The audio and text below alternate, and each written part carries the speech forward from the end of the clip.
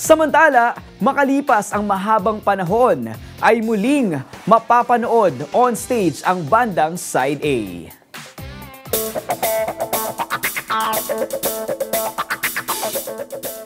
At makakasama nila sa kanilang one-night show ang singer-songwriter na si Janine Tenoso na aminadong sobra niyang hinahangaan ang nasabing iconic band. Honestly po, kinabahan po ako nun. Pero, katulad po ng sinabi ko ni Sir Ernie kanina, I'll be with the band and with my own bands. Meron kami parang, in a way, parang formula. Sisilipin mo rin naman kung ano yung talagang line of songs niya, line of songs namin. So kailangan complementary. Tapos in a way, hindi siya maging parang, so we'll put some highlights along the way.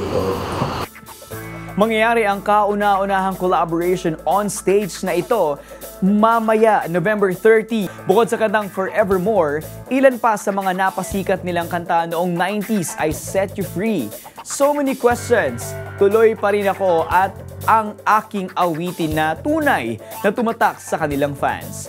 Nag-sample din si Janine ng favorite song niya sa nasabing banda at ito ang cover nila ng Tell Me ni Joey Albert.